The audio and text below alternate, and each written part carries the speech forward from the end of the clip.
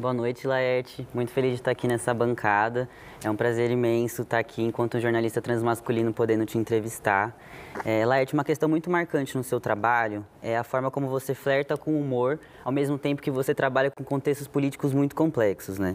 E nos últimos anos e ainda hoje, a gente vem acompanhando uma série de episódios em que uma política violenta se disfarça sob o pretexto de liberdade de expressão, assim como foi o caso recente do Nicolas Ferreira.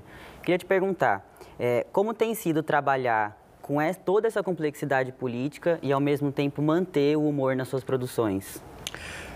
Eu não tenho outra maneira de manter, a não ser com humor, porque é a língua que eu falo. E esse aspecto da liberdade de expressão é especialmente ardido no campo do humor. Porque o humor, eu acho que eu já falei isso em 2012, mas o humor lida com um caldeirão como chama, de ideias prévias, assim, que toda hora flerta, toda hora encosta em conceitos e ideias preconcebidas e coisas com preconceito mesmo. Então, é razoavelmente comum o humor entrar por essa área e ser... Porque o humor também trabalha com a duplicidade de sentidos, com a ambiguidade, tudo isso faz parte das ferramentas do humor, do construtor de piada. Então, a gente está, volta e meia, se vendo as voltas com isso. Eu não sei, a base em que a pessoa deve... Da qual a pessoa deve partir e onde ela deve se manter estável é uma base de ideias, uma base das suas concepções do mundo mesmo, né? Marina. Nesse mesmo Roda de 2012, o Angeli pergunta numa passagem se a masculinidade dele e do Glauco, dois dos seus 3 amigos, te incomodava. Você ainda brinca e diz que não, que você até gostava dela. E eu cresci ouvindo vocês, meu pai, o Chico Caruso, meu tio, Paulo Caruso, o Ziraldo, fazendo muitas piadas machistas uns com os outros. De que maneira você sentia isso lá atrás, antes da sua transgeneridade e como hoje você toma cuidado ou você sente que tem essa navalha, assim? Como é que você se coloca nessa situação?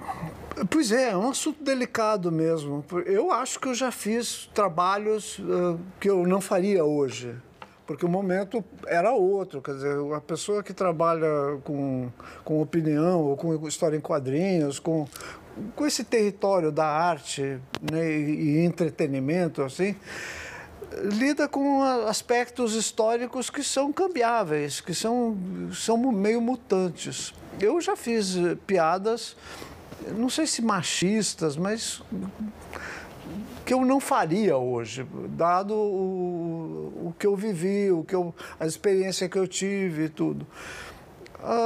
Os meninos... eles faziam esse tipo de piada machista, assim, eu acho que também mudaram. Não sei, o tempo revelaria talvez um Glauco um pouco mais diferente, como vinha revelando mesmo, né? O Glauco estava, de certa forma, se espiritualizando mais, lidando com questões de meio ambiente, de espírito e tudo. Hoje ele estava vivendo um tipo de crise que talvez caminhasse para isso, porque é isso, as ideias da gente vão se transformando, né? Mas de alguma maneira... doía de alguma maneira e você não percebia na época? Te causava um desconforto pessoal ouvir uma piada num bar, como essas que a Marina falou? Ou na época passava batido? Passava batido. Passava batido porque, bom, eu mesma não tinha uma clareza muito grande a respeito da minha condição, da minha situação nessa viagem aí. Então, eu também não percebia muito, assim, ou percebia e achava que era normal, assim. Porque tem um argumento chato que as pessoas usam, que é: o fato de que é só uma piada, como se o fato de ser uma piada conferisse assim uma liberdade, liberdade entre aspas, né? Para a pessoa ser grossa, ser injusta, ser cruel. E tudo isso é meio sutil, porque o humor também precisa ser cruel, de uma certa forma, né? Certo, Silas.